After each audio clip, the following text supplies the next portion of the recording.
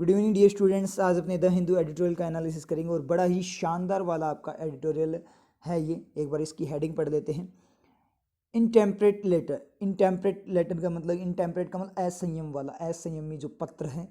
On Maharashtra governors politics, Maharashtra के जो governor राज्यपाल है उनकी पॉलिटिक्स पे आपका, उनकी राजनीति पे आपका क्या है, एडिटोरियल है। तो बिल्कुल सही है। अभी जो लेटेस्ट इंसिडेंट हुआ है जिसमें उन्होंने महाराष्ट्र के सीएम को जो लेटर लिखा था उसके ऊपर आपका एडिटोरियल है। तो जनरल अवेयरनेस के लिए भी अच्छा है, ठीक है, बहुत बढ़िया एडिटोरियल है। जनरल अवेयरनेस भी आएगी कि रियल में हुआ क्या था, इंसिडेंट क्या था, वो भी पता लगेगा और साथ ही साथ अपने इंग्लिश भी बनाएंगे यहाँ से। तो शुरू करते हैं, इसमें है क्या वो देख लेते हैं। The Maharashtra governor is communalising. Maharashtra के जो गवर्नर है वो क्या कर रहे हैं, कम्युनलाइज कर रहे हैं, मतलब सांप्रदायिक बना रहे हैं। तो कम्युनलाइजिंग दिखती है आपको, फोर वर्किंग दिखेगी। एक तो मेन एक्शन होता है, एक आपका एडजेक्टिव होता है, एक आपका जेरेंड, एक क्लोज होता है। अब इसके पहले इज है तो डज भी है, मॉडल है, इसका मतलब मैन एक्शन होगा। लेकिन ये चीज़ एक हमेशा याद रखना कि हमेशा जरूरी नहीं है मैन एक्शन हो, क्योंकि अब इस सेंटेंस को पढ़ें तो आपको प्रेजेंट कॉन्टिन्यूस दिखेगा। तो जरूरी नहीं है कि इज एम आर वोज वर वगैरह के पास में बाद में आईएनजी आ जाए तो वो कॉन्टिन्यूस हो। वो डायरेक्ट आपका स्टेशनरी भी हो सकता है। जैसे मान लीजिए अपने बात करें, the book is interesting, this book is interesting. तो ये बुक कैसी है, इंटरेस्टिंग है। तो इंटरेस्टिंग यहाँ पे मैन एक्शन नहीं है, यहाँ पे इंटरेस्टिंग क्या है आपका, एडजेक्टिव है। और सेंटेंस आपका कॉन्टिन्यूस नहीं है, आपका जो टेंस है वो कॉन्टिन्यूस नहीं है, वो कैसा है, स्टेशनरी है। समझ में आ रही चीज़, वो चीज़ आपको ध्यान में रखनी पड़ेगी। और पता कैसे लगेगा, सेंटेंस कंप्लीट पढ़ने से। तो कंप्लीट पढ़ते हैं। Is communalising the government response. Communalising, अब ये आपका एडजेक्टिव तो हो ही नहीं सकता, क्योंकि कम्युनलाइजिंग उसके बाद द लग गया एडजेक्टिव के लिए, तो क्या होगा, मतलब आगे द लग गया, द गवर्नमेंट रेस्पॉन्स, इसका मतलब आगे एक और आपने नाउन दे दी, वहाँ पे कोई चीज़ आ गई। तो कम्युनलाइजिंग अपने आप क्या हो गया, आगे की तरफ तीर चला गया, और जैसे तीर चलेगा तो वो अपने आप क्या बन जाएगा, एक्शन बन जाएगा। तो महाराष्ट्र गवर्नर जो है is communalising the government response to the pandemic.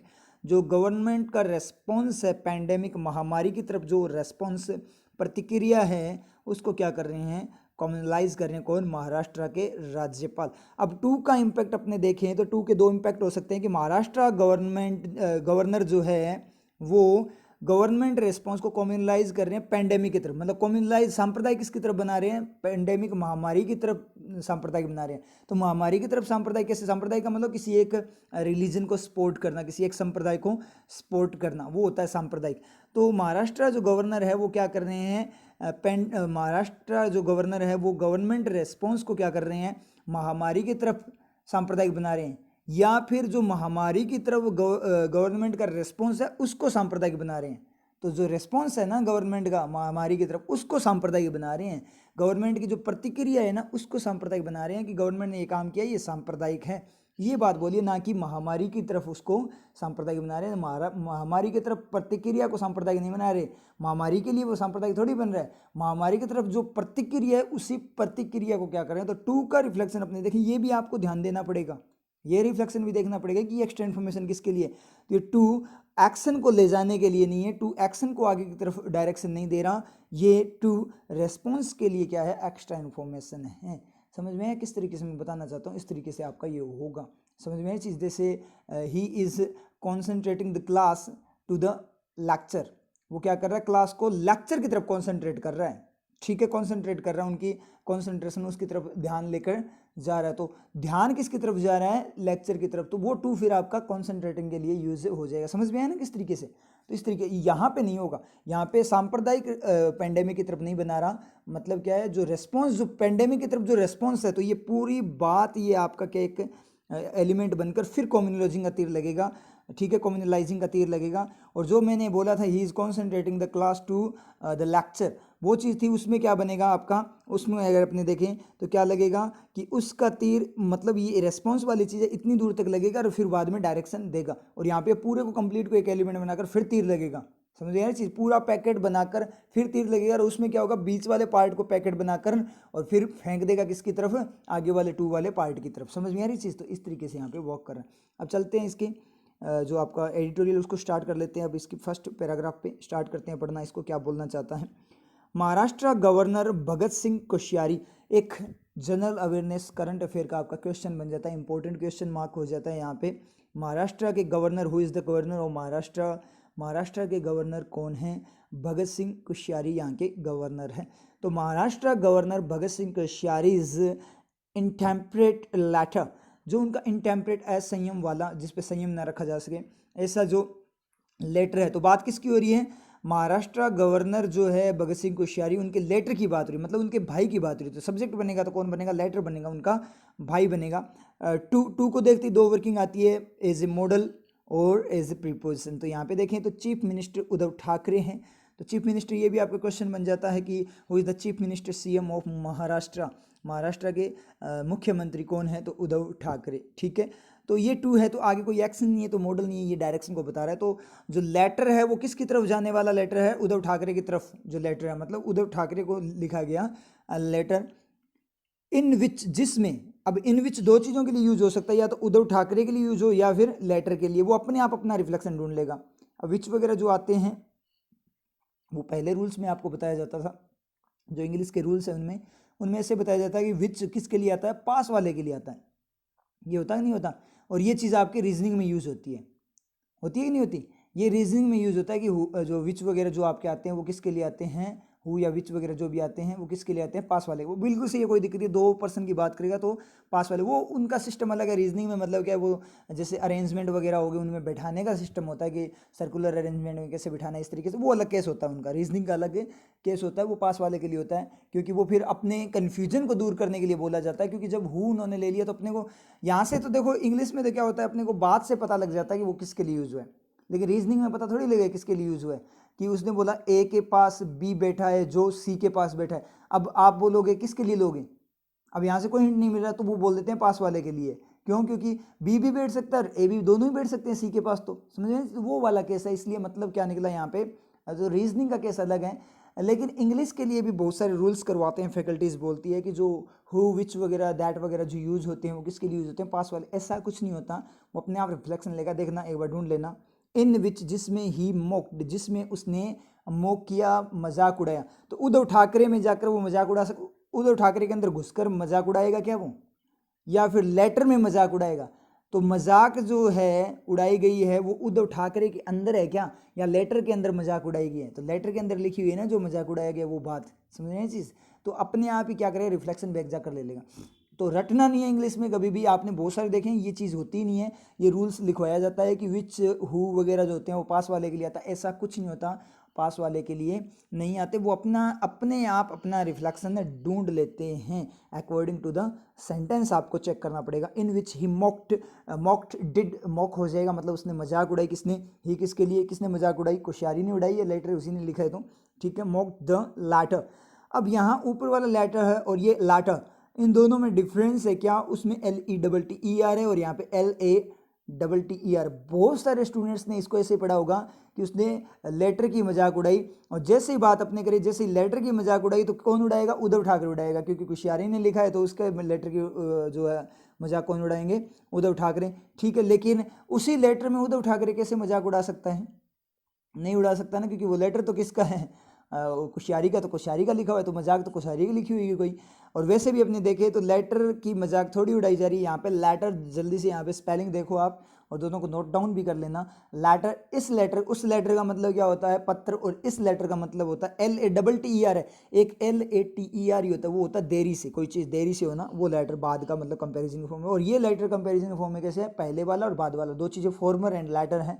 Farmer का मतलब पहले वाला, दो पार्ट्स होते हैं, पहले वाला और बाद वाले, ये दो चीज़ें होती हैं इनमें, पहले वाली और बाद वाली। तो ये बाद वाले की बात करें तो दो, कौन सी दो चीज़ें हैं, कौन से दो पर्सन है यहाँ पे? दो पर्सन, यहाँ एक भगत सिंह कोश्यारी है यहाँ पे और एक उद्धव ठाकरे हैं। तो दो पर्सन है यहाँ पे। तो लेटर, बाद वाले की बात की है, तो बाद वाले की, ही मॉक द लेटर, उसने बाद वाले की मजाक उड़ाई, मतलब किसकी? उद्धव ठाकरे की मजाक उड़ाई। और ही किसके लिए यूज हुआ है पता लग गया, यहाँ से क्लियर हो गया, कोश्यारी के लिए। अगर आपसे कोई पूछे ही किसके लिए यूज हुआ है, तो पता लगा ना कैसे? और कैसे पता लगेगा? पूरी बात पढ़ने से, पिक्चर बनाने से, बोल क्या रहा है उससे पता लगेगा, सेंटेंस बताएगा। उसके बाद में क्वेश्चन हिज फेथ, उसकी जो आस्था है उस पे पर्सन उठाया, उसकी जो आस्था है उस पे क्या किया? पर्सन उठाया। तो क्वेश्चन आपका क्या है? डिड क्वेश्चन हो जाए, सब्जेक्ट इसका ही रहेगा। रिफ्लेक्शन यहाँ से देखें, ही से, ही मॉक्ड, उसने उद्धव ठाकरे की, बाद वाले की, यानी उद्धव ठाकरे की मजाक उड़ाई। उसने उसकी जो आस्था है उस पे पर्सन उठाया। अब ये जो ही है, फर्स्ट वाला ही है, वो किसके लिए यूज हुआ है? कोश्यारी के लिए। और सेकंड वाला हिज है, वो किसके लिए यूज हुआ है? कोश्यारी अपनी आस्था पे पर्सन थोड़ी उठाएगा, अपनी आस्था पे प्रश्न क्यों उठाएगा? अपनी आस्था को तो जो पता है कि मेरी आस्था कैसी है, तो किसकी आस्था पे प्रश्न उठाएगा? किसकी? उद्धव ठाकरे की आस्था पे प्रश्न उठाएगा। इसका मतलब सेकंड वाला हिज किसके लिए? उद्धव ठाकरे के लिए। अब आपसे कोई पूछे ये सेंटेंस कि आप बोलोगे कि ये हिज है, हिज जो आपका पजेसिव प्रोनाउन है ये किसके लिए? तो आप बोलोगे ही के लिए। ही के लिए थोड़ी है, ये ही और ये जो हिज है दोनों अलग अलग है। ये चीज़ भी आपके समझ में आनी चाहिए, क्योंकि बहुत सारे स्टूडेंट्स क्या करते हैं, रूल्स के साथ चलते हैं, ही आ गया हिज आ गया तो सेम ही देखते हैं दोनों को कि दोनों सेम ही है। तो यहाँ पे कुछ समझ में नहीं आता उनको। जब पढ़ाया जाता है, सेंटेंस पढ़ाया उनको और बोला, तो वो क्या बोलेंगे इसको कि है ना, मजाक उड़ाई किसने? कुश्यारी ने उद्धव ठाकरे की मजाक उड़ाई, और कुश्यारी ने क्वेश्चन किया अपनी आस्था पे, अपनी आस्था दिखेगी। लेकिन अपनी आस्था पे क्वेश्चन आप बोल कर देखो और समझ कर देखो बात को, पिक्चर बनाकर। खुद की आस्था पर क्वेश्चन थोड़ी उठाएगा वो, पर्सन थोड़ी उठाएगा। वो पर्सन उठाएगा तो किस पे उठाएगा? वो उद्धव ठाकरे पे उठाएगा। उनकी उसकी आस्था पे उसे वो डाउट लेकर आएगा। समझ में आए? खुद की आस्था पे डाउट थोड़ी होगा उसको। खुद की आस्था उसे पता है मेरी कैसी आस्था सही है या नहीं है। ठीक है, तो यहाँ जो हिज यूज हुआ है वो किसके लिए? ये चीज़ें आनी जरूरी है, तभी आपके समझ में। तभी अपने बोलते हैं कि हमारे से जो एडिटोरियल वगैरह है, जो पैराग्राफ वगैरह होते हैं पेपर में आते हैं, वो समझ में नहीं आते। क्यों नहीं समझ में आते? क्योंकि आप फैक्ट को लेकर नहीं चलते, सेंस को लेकर नहीं चलते, रूल्स के अकॉर्डिंग शुरू हो जाते हो। समझ में आ रही चीज़? तो वही दिक्कत है, सबसे बड़ी रूल्स छोड़ने पड़ेंगे आपको सेंसिबल वे में काम करना पड़ेगा, तभी समझ में आएगा। आगे बढ़े।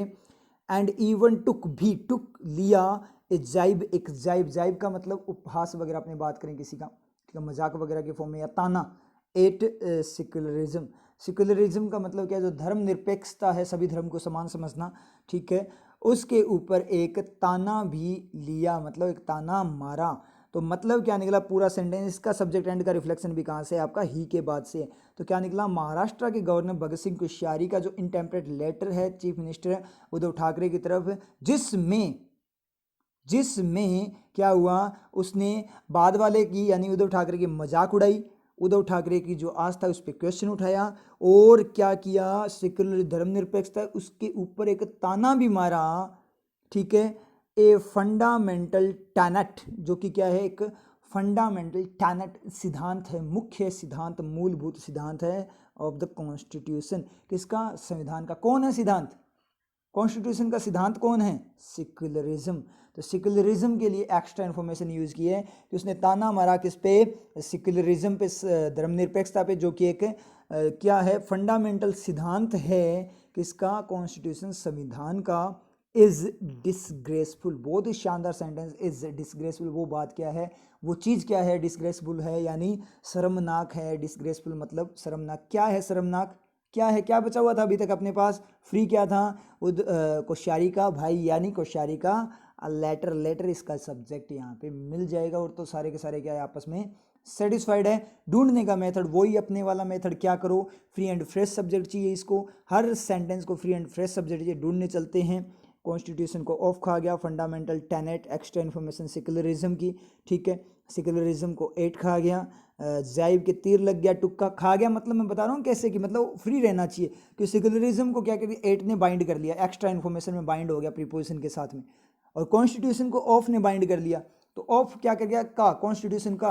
तो ऑफ प्रीपोजिशन है, वो अपना इंपैक्ट तो दिखाएगी, तो उसने अपना इंपैक्ट दिखा दिया किस पे? कॉन्स्टिट्यूशन। तो कॉन्स्टिट्यूशन को उसने एक्स्ट्रा इन्फॉर्मेशन बना दी, तो वो फिर सब्जेक्ट नहीं बनेगी। एक्स्ट्रा इन्फॉर्मेशन उसको क्या कर दिया? बाइंड कर दिया। वो तरीका है। और अपने क्या, अपनी लैंग्वेज में क्या बोलते हैं? खा गया बोलते हैं। टुक एक्शन है, हो नहीं सकता सब्जेक्ट। सब्जेक्ट बनने के लिए तो क्या चाहिए? नाउन चाहिए। हिज फेथ है, उस पर क्वेश्चन का तीर लग गया, मतलब उसका ऑब्जेक्ट बन गया ये। लैटर जो बाद वाला है, मतलब उद्धव ठाकरे जो, मतलब जिसको रिफ्लेक्ट कर रहा है, उसके मोक का तीर लग गया, और ही मोक का सब्जेक्ट बन गया, मतलब वो भी फ्री नहीं बचा। उद्धव ठाकरे है, उसको टू खा गया, मतलब टू ने उसको बाइंड कर लिया एक्स्ट्रा इन्फॉर्मेशन में, ठीक है। और इनटेम्परेट जो लेटर है वो अकेला बचा हुआ था, मतलब कोश्यारी का जो लेटर है, तो सब्जेक्ट यहाँ पे लेटर हो जाएगा। मतलब क्या निकला पूरी बात का? कि महाराष्ट्र गवर्नर भगत सिंह कोश्यारी का जो असंयम टाइप का जो लेटर है उद्धव ठाकरे की तरफ, जिसमें उसने उसकी मजाक उड़ाई, उसकी आस्था पे क्वेश्चन उठाया, और यहाँ तक कि जो धर्मनिरपेक्षता, जो कि क्या है? कॉन्स्टिट्यूशन का फंडामेंटल मुख्य सिद्धांत है, एक मुख्य से उसका, उस पर ताना भी मारा। वो लेटर क्या है जिसमें ऐसा किया गया? वो लेटर क्या है जिस लेटर में ये सारी चीज़ें की गई? जिस लेटर में, वो लेटर जो उद्धव ठाकरे की तरफ भेजा गया, वो लेटर कैसा है? इज डिसग्रेस, वो शर्मनाक है। ये बात इसने यहाँ पे बोलिए। क्लियर है, समझ में है पूरा सेंटेंस, बहुत ही शानदार। आगे बढ़ते हैं, अभी अपने पूरा डिटेल में कर रहे हैं, नेक्स्ट वाली स्लाइड से स्पीड पकड़ लेंगे, ठीक है। एक स्लाइड फुल डिटेल से, फिर नेक्स्ट वाली स्लाइड स्पीड में। आगे बढ़े, हिज लेटर, उसका जो पत्र है, लेटर है, रिटन, अब रिटन डायरेक्ट V3 है, रिटन डायरेक्ट V3 है, क्योंकि राइट रोट रिटन होता है, तो रोट नहीं है, रिटन है। क्योंकि कई में तो क्या होता है कि ईडी होता है, उसमें तो V2 V3 दोनों क्या होती है, सेम होती है बहुत सारों मैक्सिमम की, वो जो वर्ब होती है उनकी, तो वहाँ तो आपको दोनों वर्किंग लेकर चलनी पड़ेगी V2 V3। अब यहाँ पे रिटन डायरेक्ट V3 है, तो डायरेक्ट ही पता लगे ईडी क्लोज ही है, और कुछ बचेगा ही नहीं, क्योंकि एक्स्ट्रा इन्फॉर्मेशन नहीं होगी, क्योंकि ऐसे तो आती नहीं है V3 डायरेक्ट। अगर सेंटेंस की फॉर्म में आती तो इज एम आर वोज वर वगैरह कुछ भी वहाँ पे होना, विल बी वगैरह कुछ ना कुछ तो होना चाहिए था ना, मॉडल वगैरह होना चाहिए था, तो मेन एक्शन की फॉर्म में तो है नहीं। तो इसका मतलब क्या है, ये आपके क्या एक्स्ट्रा इन्फॉर्मेशन, उसका लेटर जो कि लिखा गया बिल्कुल सही है। ईडी क्लोज कैसे होगा, ईडी क्लोज आईएनजी क्लोज क्या होता है, देखो एक्स्ट्रा इन्फॉर्मेशन होती है किसी की एक्शन की फॉर्म में, ठीक है। एक्स्ट्रा इन्फॉर्मेशन एक्शन की फॉर्म में दी जाती है, तो क्लोज की फॉर्म में दी जाती है। जिसके लिए एक्स्ट्रा इन्फॉर्मेशन दी गई है, अगर वो उसका एक्टिव एलिमेंट यानी उस एक्शन को करने वाला है, तो आईएनजी क्लोज आता है। और जिसकी एक्स्ट्रा इन्फॉर्मेशन दी गई, अगर वो उसका पैसिव एलिमेंट यानी उसके ऊपर वो एक्शन अप्लाई किया गया हो, तो ईडी क्लोज आता है। और ऐसा एक्शन जिसका कोई और भी सब्जेक्ट हो, सेंटेंस बनता हुआ, और ठीक है, उस सेंटेंस का वो पार्ट भी हो जिसकी एक्स्ट्रा इन्फॉर्मेशन यूज की गई, तो वहाँ सेकंड सब्जेक्ट क्लोज होता है, ठीक है। वो वाली चीज़ें होती है, वो चीज़ें आपको आती हैं, ठीक है, क्योंकि जिन्होंने रेगुलर क्लासेस लगा रखी है उनको ये चीज़ें आती है, और जिन्होंने रेगुलर नहीं लगा रखी उनको आने लग जाएगी, क्योंकि जैसे जैसे वो चीज़ें सामने आएगी, जैसे सेकंड सब्जेक्ट क्लोज आएगा तब मैं बताऊंगा, या फिर आप पुरानी वीडियोस जो है उनको रिवाइज कर लो, तो आपके फिर से समझ में आ जाएगी। क्योंकि हर जो आपका एडिटोरियल होता है उसमें कुछ ना कुछ नई वर्किंग, अलग अलग टाइप की वर्किंग्स आती है, बहुत ज़्यादा वर्किंग सीखने को मिलती है। तो आप कंप्लीट जो पीछे की क्लासेज है उनको अगर गो थ्रू करोगे तो भी प्लस पॉइंट है। अगर इतना टाइम नहीं है आप लोगों के पास, तो अब से रेगुलर रहो, तो 5-6 क्लासेज के अंदर अंदर आपको पता लग जाएगा, अपने आप सारी मैक्सिमम वर्किंग वहाँ से वापस से क्लियर हो जाएगी, और नई वर्किंग भी आती जाएगी, ठीक है। वो तो आपकी रेगुलरिटी पे है। अब आप बोलते हो सर एडिटोरियल करना है, कोई भी एक एडिटोरियल कर लो उससे इंग्लिश बन जाएगी, ऐसा नहीं होता। क्या होता है कि हर जो एडिटोरियल है उसमें कुछ ना कुछ नया सीखने को मिलता है। आज वाला एडिटोरियल करके आप सेटिस्फाई हो गए, चलो ठीक है हमें पढ़ना आने लग गया, ऐसा नहीं होता। नेक्स्ट वाले एडिटोरियल में हो सकता है कुछ नई वर्किंग है जो आज तक अपनों ने ना देखी हो। इसलिए रेगुलरिटी जरूरी है कि एक एडिटोरियल ऐसा हो, चलो आप रेगुलर हो, लेकिन एक दिन आप इरेगुलर हो गए, एक एडिटोरियल आपने क्या नहीं किया, मिस कर दिया, ठीक है। क्यों कि आपने बोला कि हाँ एडिटोरियल आते हैं सर पढ़ाते हैं, मैं रेगुलर हूँ, चलो एक छोड़ दिया तो क्या हो गया। क्या पता उस एडिटोरियल में ऐसी वर्किंग आ जाए जो अपनों ने आज तक ना देखी हो, तो वो वर्किंग मिस होगी, और वो वर्किंग अगर एग्जाम में आ गई तो एग्जाम में अपना क्वेश्चन गया, समझ में। इसलिए रेगुलरिटी इंपॉर्टेंट होती है, चाहे आपके एडिटोरियल हो, चाहे पैटर्न्स हो, कुछ भी हो, रेगुलरिटी इंपॉर्टेंट होती है, क्योंकि हर क्लास से अपने को कुछ नया सीखने को मिलता है। उसके बाद में ये भी नहीं है कि देखो रिकॉर्डेड का चलो फायदा है, अपने बोल सकते हैं, मतलब कंप्लीट नहीं देखते, कुछ स्टूडेंट्स क्या करते हैं क्लासेस कंप्लीट नहीं देखते। अब कंप्लीट देखने का ये फायदा है कि कंप्लीट क्लासेस देखोगे तो उसमें मैं कुछ ना कुछ, कई बार क्या होता है ऐसी बात बता जाता हूँ, ऐसा कॉन्सेप्ट बता जाता हूँ नया, जिससे क्या होता है वहाँ पे कुछ नया सीखने को मिलता है अपने को, तो वो भी चीज़ें आ सकती है। तो कुछ ना कुछ जब क्लास आप कंप्लीट लगाओगे रेगुलरिटी के साथ, ऑनेस्टी के साथ, तो आपको कुछ ना कुछ 100% गारंटी है, कुछ ना कुछ नया सीखने को मिलेगा, और आपकी जो लेवल है वो 100% गारंटी है वो बूस्ट होगा। जैसे इसके स्टार्ट करने पे अपनों ने क्या देखा था, कॉम्युनलाइजिंग को देखा था, इज कॉम्युनलाइजिंग, जिसको अपनों ने कॉन्टिन्यूस पढ़ा था, लेकिन मैंने आपको बताया स्टेशनरी भी हो सकता है, जो एग्जाम्पल ये दिस बुक इज इंटरेस्टिंग वाला एग्जाम्पल दिया था, तो वो नई चीज़ थी ना। तो ये चीज़ होती है, और ये चीज़ जरूर काम आएगी, क्योंकि एग्जाम में अगर उस तरीके से आ गया, मान लो एडजेक्टिव फॉर्म में आ गया, लेकिन आपको तो इसे मार वॉज वर के साथ ओनली कॉन्टिन्यूस वाली फॉर्म आती है, क्योंकि आपने तो क्या कर रखा है, स्ट्रक्चर रट रखी है, लेकिन अपने स्ट्रक्चर नहीं रटते, अपने को स्ट्रक्चर नहीं रटते, अपने खुद से तैयार करते हैं सेंटेंस को, समझिए, अपने सेंटेंस को देखते हैं, स्ट्रक्चर रट कर नहीं चलते, क्योंकि सेंटेंस टू सेंटेंस क्या होती है, आपकी स्ट्रक्चर चेंज होती रहती है, समझ में आ रही चीज़। तो जिन स्टूडेंट्स ने ध्यान दिया है उनको पता लग जाएगा, जिसने ध्यान नहीं दिया वो उसको कंटिन्यूस पढ़ेगा और कुछ ना कुछ वहाँ पे गड़बड़ कर आएगा एग्जाम के अंदर और नेगेटिव हो जाएगा, समझ में चीज़। इसलिए रेगुलरिटी इंपॉर्टेंट है, और कॉन्टिन्यूटी इंपॉर्टेंट है, और फोकस बहुत ज़्यादा इंपॉर्टेंट है, कॉन्सेंट्रेशन बहुत ज़्यादा इंपॉर्टेंट है, और कंप्लीट क्लास देखनी तो बहुत ही ज़्यादा इंपॉर्टेंट, समझ में आ रही चीज़। तो ये चीज़ आपको नहीं करनी है। तो रिटर्न जो कि लिखा गया, ठीक है, ईडी क्लोज।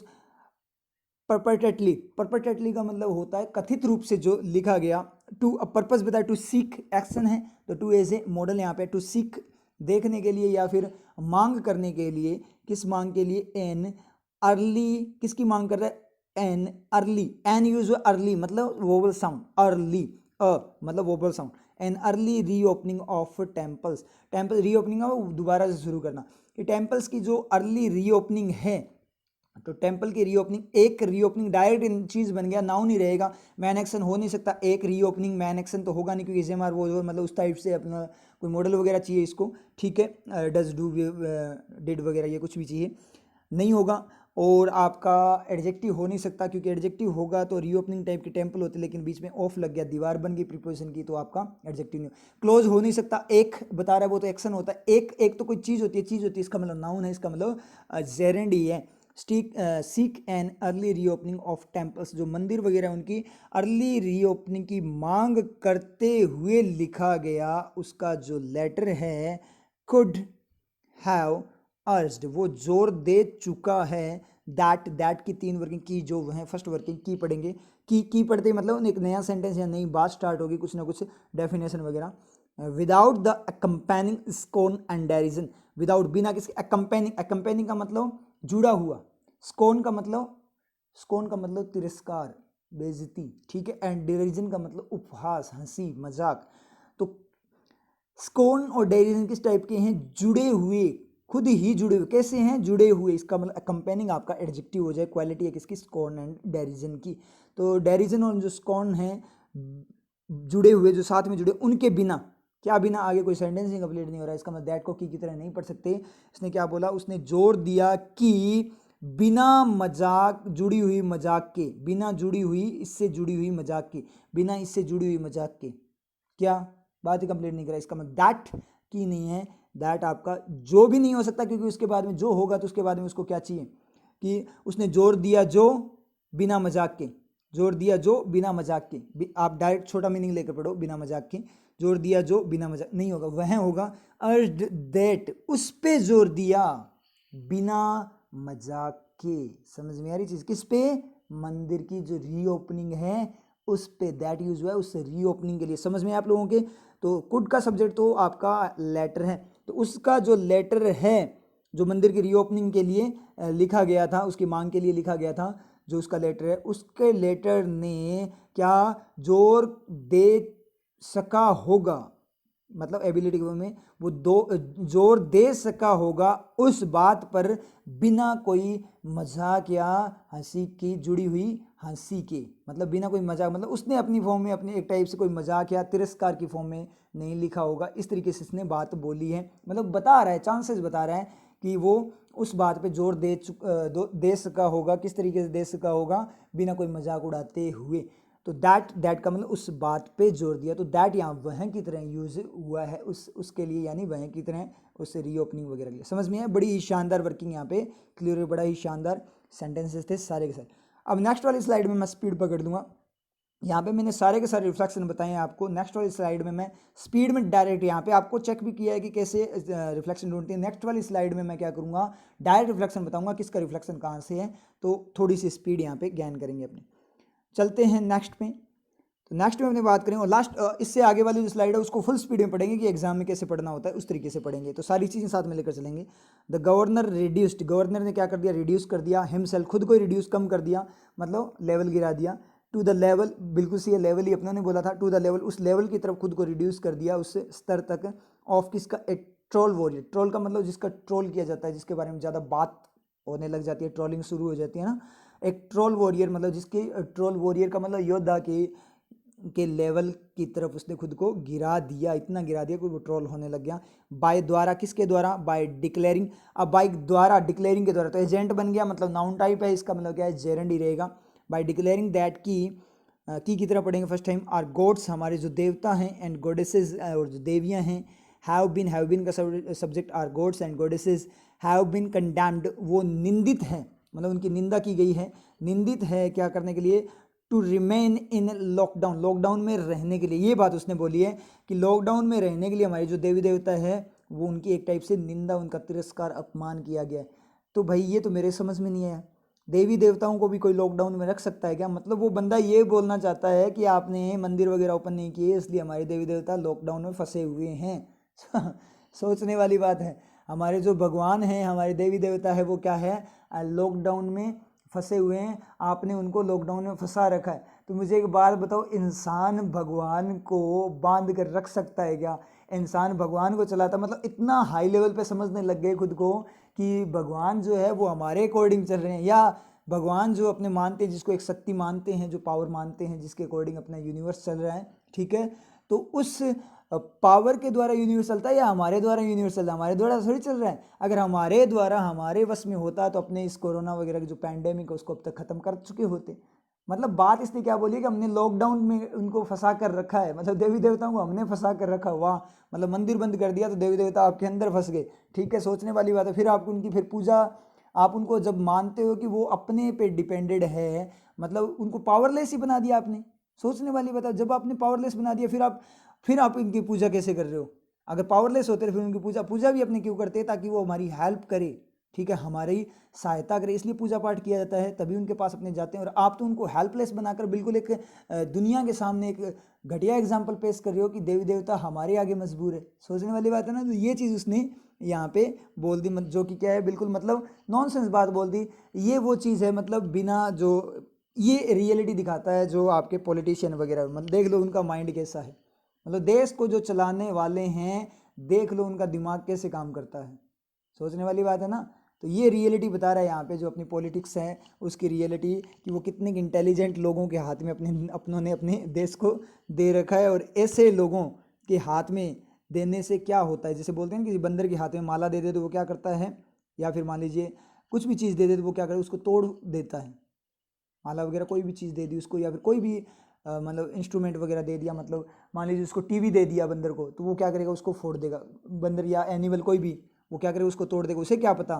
मोबाइल दे दिया आपने, एप्पल का दे दिया, एप्पल का मोबाइल उसको, ठीक है, किसको, कोई भी जानवर, आपने कुत्ते को या फिर किसी को भी एप्पल का मोबाइल दे दिया, तो क्या करेगा वो, क्या करेगा, उसका खराब ही करेगा ना। तो उसको देने से मतलब क्या है, वही चीज़ यहाँ पे देश किसके हाथ में दे दिया, ठीक है।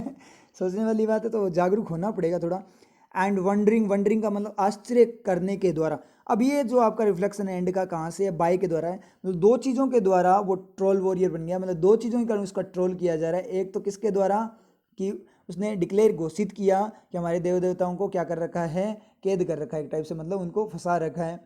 दूसरा, इस वंडरिंग के द्वारा उसको क्या किया गया, ट्रोल वॉरियर बना वो, मतलब खुद की बेइज्जती करवाने वाला। किस तरीके से, वंडरिंग आश्चर्य करके, वैदर की the CM has suddenly turned secular, कि सीएम अचानक से क्या बन गए, सिक्योलर बन गए, धर्मनिरपेक्ष बन गए। तो भाई धर्मनिरपेक्ष ही बनना है, मतलब एक टाइप से क्या बोलना चाहता है वो बंदा, कि आप धर्मनिरपेक्ष मत बनो, आप एक धर्म को सपोर्ट करो, मतलब बिल्कुल अपोजिट कॉन्स्टिट्यूशन के, और बिल्कुल अपोजिट, मतलब एक धर्म को सपोर्ट करवाने की बात कर रहा है। मतलब उसने जो लिखा है उसके द्वारा ट्रोल तो होगा ही। एक तो बोला देवी देवताओं को क्या कर दिया, बंद करके रख दिया। दूसरा क्या बोल रहा है कि सीएम अचानक से धर्मनिरपेक्ष क्यों बन गए, धर्मनिरपेक्ष, अरे तो धर्मनिरपेक्ष ही बनना है, हर धर्म को बराबर। सीएम है, पूरे राज्य के ऊपर है, पूरी स्टेट के ऊपर है, तो वहाँ पे जितने भी रिलीजन रहते हैं उन सब की जिम्मेदारी, वो उनके खुद का परिवार है। सीएम होता है, पीएम होता है, कोई भी होता है, आपको अगर सीट पे बिठाया गया तो किसके लिए बिठाया गया है, जनता के लिए बिठाया गया है, तो पूरी जनता आपके लिए बराबर है। तो आप किसी धर्म को थोड़ी देख सकते हो। और वो बंदा क्या बोल रहा है कि धर्मनिरपेक्ष बन गए, मतलब धर्मनिरपेक्ष ना बनो, एक ही धर्म को सपोर्ट करो, दूसरे वालों को लाते मारो। सोचने वाली बात है ना। मतलब कितनी घटिया बात उन्होंने लेटर लिखकर बोली है उस बंदे ने, सोचने वाली है, शर्म वाली बात है ये। आगे बढ़ते हैं। कुछ नहीं हो सकता ऐसों का वैसे तो, ठीक है, लेकिन अपने को ही कुछ करना पड़ेगा।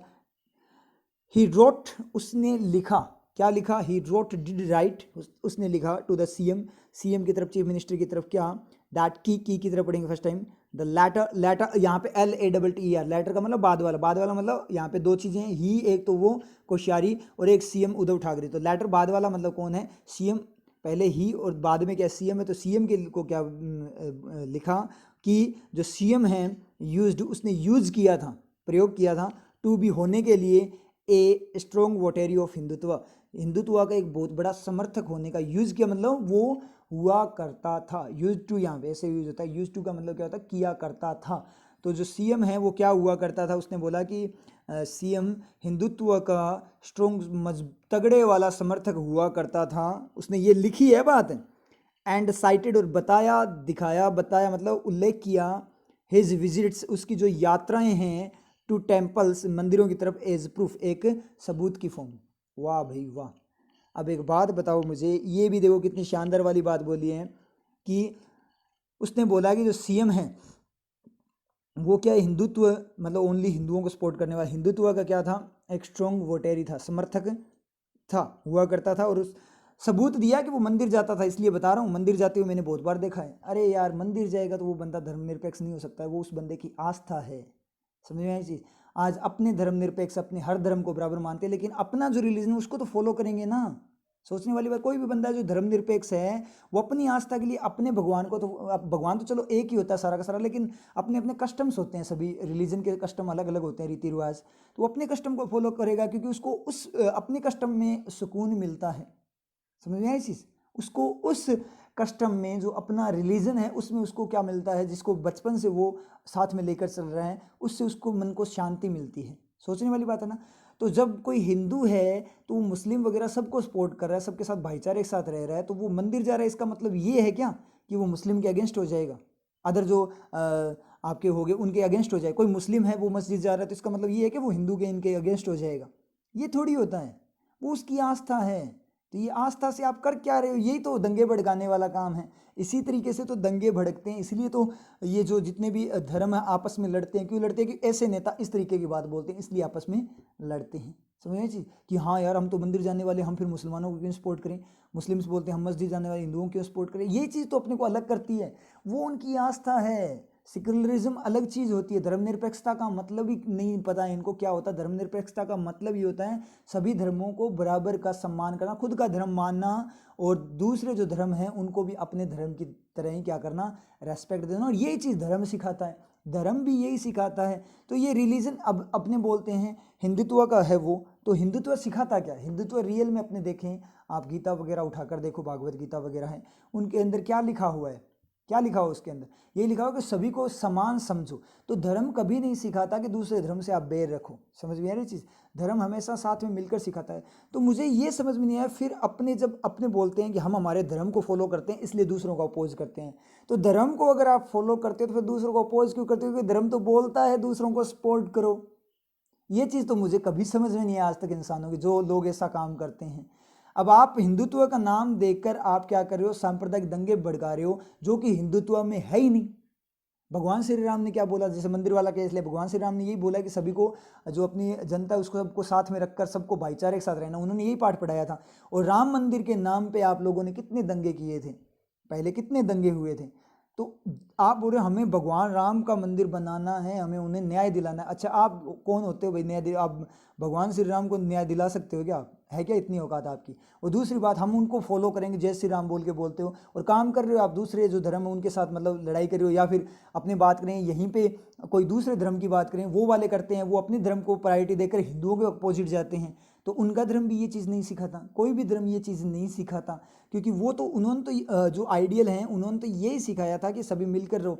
जब आप बोल रहे हो उनके लिए हम कर रहे हैं, तो उनके लिए कर रहे हो तो उनके लिए उनके जो नियम है उसके अकॉर्डिंग करो ना, तभी उनके लिए किया। उनके अगेंस्ट जाके कर रहे हो तो उनके लिए क्या कर रहे हो आप, उन्होंने तो ये बोला सब मिलजुल कर रहो। तो वो वाली चीज़ है। तो हिंदुत्व ये थोड़ी सिखाता है, हिंदुत्व तो सबको एक साथ मिलकर प्रेम रखना सिखाता है। और आप बोल रहे हो कि मंदिर जा रहे हैं इसका मतलब वो हिंदू, हाँ बिल्कुल सही है, मंदिर जा रहे हैं इसका मतलब वो हिंदू हैं। और हो सकता है, ज़रूरी नहीं है, क्योंकि मंदिर में तो मुस्लिम भी जाते हैं, अदर रिलीजन सारे ही जाते हैं, मैक्सिमम बहुत सारे लोगों की आस्था होती है अलग अलग, मस्जिद में भी जाते हैं हिंदू, होता है ये आपस में, बहुत सारी जगह मैंने ये चीज़ें देखी है। ठीक है, तो उससे कोई आप डिफाइन नहीं कर सकते। और हिंदू तो अगर चलो डिफाइन करते हैं कि हिंदू है, हाँ ठीक है हिंदू है, तो हिंदू का मतलब ये थोड़ी है कि वो दूसरे को अपोज करेगा। धर्म का मतलब हिंदू सिखाता है, हिंदुत्व सिखाता क्या है, सबको साथ में मिलकर रहना सिखाता है। तो ये चीज़ तो एक टाइप से, अब ये चीज़ है, ऐसे पॉइंट्स है वो दंगे भड़काते हैं। अब देख लो, आप खुद देख लो कि क्या सिस्टम बना हुआ है, पॉलिटिशियन क्या कर रहे हैं। आगे देखते हैं, this force, this does force subject, this ये फोर्स करता है द कंक्लूजन, किसको, जो कंक्लूजन जो रिजल्ट है उसको, दैट की तरह पढ़ेंगे कि द इंटेंट जो इरादित है, जिसका इरादा है, पर्पस अभिप्राय है, जिसका मीनिंग है, एंड प्रेमिस जो इसका आधार है, of the letter were all wrong, वो सारे के सारे क्या है, गलत हैं। कौन, सब्जेक्ट क्या हो गया, वर्क का क्या हो गया, intent, purpose and premise of the letter, ये सारे हो गए वर ऑल रॉन्ग। तो पूरी तरह से कंक्लूजन क्या निकल रहा था कि जो लेटर के जो जितनी भी चीज़ें हैं उसका आधार, अभिप्राय वगैरह सारे के सारे गलत हैं, मतलब कोई मीनिंग नहीं है, नॉन सेंस लेटर है। चलते हैं नेक्स्ट पे, और नेक्स्ट वाला मैं अब स्पीड में करवाऊंगा आपको, बिल्कुल स्पीड में, एग्जाम टाइप से देख लो चाहे। तो शुरू करते हैं। अगर यहाँ पे वर्किंग आएगी तो फिर मैं रुकूंगा, नहीं तो डायरेक्ट चलते जाएंगे। ए पर्सन फेथ, एक पर्सन की फेथ जो आपकी क्या है, आस्था, इन हिंदुइज्म में, हिंदुत्व में, एंड इट्स प्रैक्टिस, प्रैक्टिस का मतलब प्रथा, रिवाज है, इज नॉट हिंदुत्व, वो क्या है, हिंदुत्व नहीं है।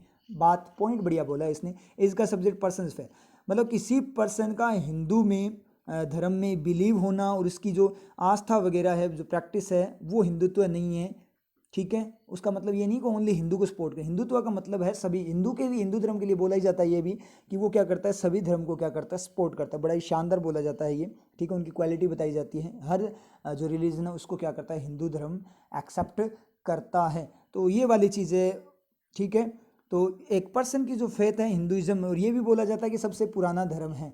ठीक है, ठीक है, हिंदू धर्म को बोलते हैं सबसे पुराना धर्म माना जाता है, और सबसे शानदार वाला धर्म भी बोला जाता है हिंदू धर्म के लिए, क्योंकि वो हर रिलीजन को क्या करता है, एक्सेप्ट करता है। तो ये तो हमें प्राउड होना चाहिए कि हिंदू हैं, समझ गए जी, उस तरीके से।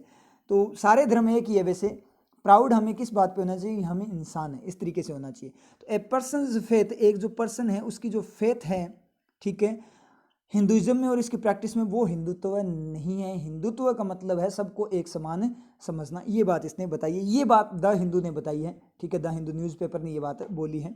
आगे बोलें, द कॉन्स्टिट्यूशन, जो कॉन्स्टिट्यूशन है, मतलब ये कोई नेता की बात नहीं है, द हिंदू की बात है, वो बताना चाहता है रियल चीज़। इनविसेज, इनविसेज का मतलब क्या होता है आपका, डज इनविसेज हो गया, इनविसेज का मतलब विचार करना, बताना। तो कॉन्स्टिट्यूशन संविधान है, वो बताता है नो रूल, कोई नो रोल, नो रोल को बताता है, कोई भूमिका नहीं बताता, for a CM's faith in his functioning, मतलब सीएम की फेथ, आस्था, उसकी कार्य, जो खुद के उसके कार्य है, उसमें सीएम की आस्था के लिए कोई रोल नहीं बताता। कौन, आपका कॉन्स्टिट्यूशन की, मतलब उसकी आस्था उसकी है, वो अपने अकॉर्डिंग उस अपनी आस्था को माने, ये बात इसने बोली है। मोर ओवर, इसके अलावा, it is not the governor job, ये कोई गवर्नर, राज्यपाल की जॉब, कार्य नहीं है, टू इंटरफेयर, क्या करना, हस्तक्षेप करना, इन द में, किसमें, डेली फंक्शनिंग ऑफ, मैं क्वेश्चन पूछता जा रहा हूँ, जहाँ आंसर मिलता है सही जा रहा है, नहीं मिले वहाँ पे गड़बड़ है। Functioning of an elected government, जो चुनी हुई सरकार है उसकी फंक्शनिंग, डेली का जो कार्य है, क्रिया है, उसमें हस्तक्षेप करने के लिए गवर्नर का कोई जॉब नहीं है, मतलब उसका कार्य नहीं है, वो हस्तक्षेप नहीं कर सकता।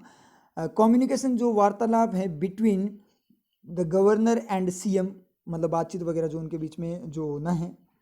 Communication between the governor and CM, governor राज्यपाल और जो मुख्यमंत्री है सीएम, मस्ट बी का subject communication, must be perfectly, पूर्ण रूप से, सिविल, सिविल का मतलब सभ्य, नागरिक भी होता है, राजनीतिक भी होता है, तो राजनीतिक या सभ्य होना चाहिए, एंड रेस्पेक्टफुल, और आदरपूर्ण होना चाहिए, बिसाइड्स, किसके अलावा, बीइंग कॉन्स्टिट्यूशनली अप्रोप्रिएट, कॉन्स्टिट्यूशनल वे में अप्रोप्रिएट, उचित होने के अलावा, क्या, सभ्य और रेस्पेक्टफुल होना चाहिए, क्या, उन दोनों के बीच की कम्युनिकेशन, मतलब एक दूसरे की रेस्पेक्ट करनी चाहिए, जिस तरीके से ये लेटर लिखा गया है ऐसा नहीं होना चाहिए। अब ये जो आपकी कम्युनिकेशन है वो कैसी है, एप्रोप्रिएट है, उचित है, कैसी है, मतलब एप्रोप्रिएट आपका एडजेक्टिव, और वो एप्रोप्रिएट कैसी है, कॉन्स्टिट्यूट, संवैधानिक फॉर्म में उचित है। कम्युनिकेशन कैसी है, उचित, और उचित कैसी, संवैधानिक फॉर्म में, मतलब कैसी, मतलब क्वालिटी ऑफ क्वालिटी, तो क्या आ जाएगा, एडवर्ब आ जाएगा। समझ में आया चीज़, आगे पढ़ेंगे। एंड और एट एनी रेट, कोई भी जो रेट है, कोई भी दर, कोई भी पॉइंट, कोई भी वे, तरीके में, पर रेस्ट्रिक्शंस, जो रोक है, ऑन गैदरिंग्स, गैदरिंग्स का मतलब इकट्ठा होना, लोगों का इकट्ठा होना, गैदरिंग्स एट प्लेसेस स्थानों पर, ऑफ किसके, वर्शिप, पूजा के स्थानों पर इकट्ठा होना, एज ए मेजर, एक स्टेप की फॉर्म में, ठीक है, एक, टू कॉम्बैट, क्या करने के लिए, कॉम्बैट करने के लिए, कॉम्बैट करने के लिए मतलब लड़ने के लिए, पैंडेमिक को, मतलब महामारी से लड़ने के लिए, आर नॉट रिलेटेड, वो जुड़े हुए नहीं हैं, to the concept of secularism, किसके, सेक्युलरिज्म के कॉन्सेप्ट, जो सिद्धांत है उससे, मतलब धर्मनिरपेक्षता के सिद्धांत से नहीं जुड़ा हुआ, क्या करना, गैदरिंग, भीड़ वगैरह को इकट्ठा होने से रोकना, कहाँ पे, पूजा के स्थानों पे, किससे लड़ने के लिए, महामारी से लड़ने के लिए पूजा के स्थल वगैरह को बंद करना, या उन पे वहाँ पे रेस्ट्रिक्शंस लगाना, वो रिलेटेड नहीं है, उस पर आप सेकुलरिज्म को नहीं लेकर आ सकते, क्योंकि ये जो आपकी अभी जो क्लोजिंग वगैरह जो है, वो सारी की सारी किस चीज़ पे है, क्लोजिंग वगैरह, वो महामारी को ध्यान में रखते हुए है, कोरोना को ध्यान में रखते हुए, तो उसके ऊपर आप धर्मनिरपेक्षता के इशू को नहीं लेकर आ सकते। आर का सब्जेक्ट क्या होगा, रेस्ट्रिक्शंस हो जाएगा। अब मुझे बताओ, ये एज किसके लिए यूज है, वर्शिप, पूजा एक स्टेप की तरह है, स्थान एक स्टेप की तरह है, गैदरिंग एक स्टेप की तरह है, कौन है, भीड़ एक स्टेप की तरह, एक जो आपका कदम की तरह है, या फिर स्थान एक कदम की तरह है, या पूजा एक कदम की तरह है। क्या है? रेस्ट्रिक्शंस एक कदम की तरह हैं। तो एक कदम उठाया गया है क्या करने, पेंडेमिक को रोकने के लिए क्या कदम उठाया गया है? रेस्ट्रिक्शंस लगाया गया गैदरिंग पे। तो वो एक मेजर की तरह अपने आप पता लगा ना, तो रिफ्लेक्शन ये स्टार्ट से लेना स्टार्ट कर देगा वर्शिप एज की तरह, लाइक जैसे लाइक की तरह होता है वैसे वर्शिप एक मेजर है, प्लेस मेजर है, गैदरिंग मेजर है, या जो आपका क्या है रेस्ट्रिक्शन मेजर है। तो रेस्ट्रिक्शंस जो है वो एक स्टेप है। पता लगा ना, पास वाले के लिए नहीं होता, अपने आप ढूंढ लेता है वो मीनिंग। आप पिक्चर बनाते हो, पूजा स्थल, पूजा है वो एक कदम थोड़ी हो सकता है, किसी का इंसेंटिव थोड़ी हो सकता है, ठीक है, इनिशिएटिव थोड़ी हो सकता है किसी का, ठीक है, स्थान थोड़ी इनिशिएटिव हो सकता है, भीड़ थोड़ी इनिशिएटिव, रेस्ट्रिक्शंस हो सकता है किसी का काम। समझ में ये चीज़? तो अपने आप बन जाएगा। क्लियर है ये? समझ में ये चीज़? तो ये बात यहाँ पे बोलना चाहता था, ये लास्ट पैराग्राफ था आपका एडिटोरियल का।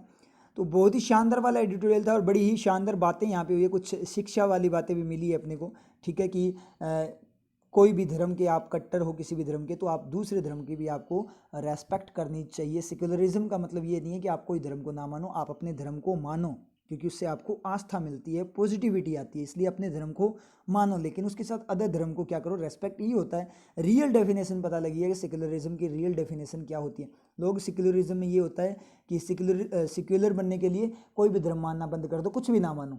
तो ये नहीं है, आपको अपने धर्म से आस्था मिलेगी, पॉजिटिविटी मिलेगी। कल को आप कहीं पे मान लो आपको नेगेटिविटी आ गई, तो वो एक टाइप से आपका क्या होता है, बेस होता है, जो आपको क्या करता है, पॉजिटिविटी देता है, आपको एक आधार मिलता है वहाँ से।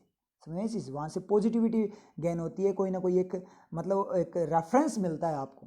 तो अपना धर्म मानो, कोई दिक्कत नहीं हो। धर्म मानोगे तो क्या होगा, आपके धर्म मानने से आप एक इंसान भी बने रहोगे, क्योंकि वहाँ से पॉजिटिव चीज़ें सीखी जाती है, वहाँ पे अच्छाई बुराई का पता लगता है, क्या सही चीज़ है क्या गलत चीज़ है। तो धर्म तो मानो, लेकिन सेकुलरिज्म का मतलब ये नहीं कोई धर्म ना मानो। सेकुलरिज्म का मतलब अपना धर्म मानो और अदर धर्म्स को, जितने भी धर्म वगैरह, धर्म्स तो क्या होंगे, ठीक है, रिलीजन्स होते हैं, मैं प्लूरल बोल गया। तो अदर जितने भी रिलीजन हैं, जो धर्म है, उनको क्या करो, समान रेस्पेक्ट दो जैसे अपने रिलीजन को देते हो। ये बात उसने बोली है। और ये पॉलिटिशियन ऐसी चीज़ें कर रहे हैं वो बिल्कुल गलत। तो यहाँ से अपने को अवेयरनेस मिलती है कि अपनी जो पॉलिटिक्स है इंडिया की, वो किस डायरेक्शन में जा रही है, और अपने को अब जागरूक होने की किस हद तक ज़रूरत है, और अपने को ये चीज़ें कैसे रोकनी है, ये चीज़ सोचने का अपने को यहाँ पे पॉइंट मिला है। क्लियर है? समझ में आया आप लोगों के? तो इसको रिवाइज़ कर लेना, बड़ा ही शानदार एडिटोरियल था, ठीक है। तो एडिटोरियल को रिवाइज़ किया करो, वर्किंग को रिवाइज़ किया करो, स्किप करने की कोशिश मत किया करो, टाइम वगैरह देखकर स्किप मत किया करो, क्योंकि जितना ज़्यादा टाइम होगा उतना ही ज़्यादा चीज़ें आपको सीखने को मिलेगी, और जितना ज़्यादा डेप्थ में आप पढ़ोगे उतना ही ज़्यादा सीखोगे, और आप कि मतलब इंग्लिश आराम से बहुत ज़्यादा बढ़िया बन जाएगी। और स्किप करोगे तो कुछ भी नहीं बन पाएगी, दिक्कत होगी। या स्किप मत करो, आपको आउटपुट मिलेगा अगर आप कॉन्सेंट्रेशन के साथ करते हो, ठीक है। तो ठीक है, फिर मिलते हैं नेक्स्ट क्लास में। कुछ दिन पश्चात ये पौधा धरती में अपनी जड़ें फैलाने लगे, और फिर इसमें सुंदर और सुगंधित पुष्प लगे। परंतु यदि किसी कारण से इसमें पुष्प नहीं लगे या लगने पर विकृत हो गए, तो क्या आप दोष पौधे की गुणवत्ता को देकर इसे धरती से उखाड़ फेंकेंगे, या पहले उस मिट्टी का निरीक्षण करें जिसमें इस पौधे ने अपनी जड़ें फैलाई है, कि कहीं उसमें कोई कमी तो नहीं, कहीं उसमें दीमक या अन्य कोई कीट उपस्थित तो नहीं जो पौधे को हानि पहुंचा रहे हैं, या फिर उसमें जल और प्रकाश की अधिकता या कमी तो नहीं। इसी प्रकार जीवन में भी असफल होने पर उसका दोष किसी अन्य के माथे डाल देना उचित नहीं। हमें परिस्थिति का सूक्ष्मता से अवलोकन और विश्लेषण करना चाहिए, क्योंकि समस्या की जड़ अधिकतर उसके पश्चात ही समझ में आती है, और तभी हम उसका निदान कर सकते हैं। नीतियां मेरी, नियति आपकी,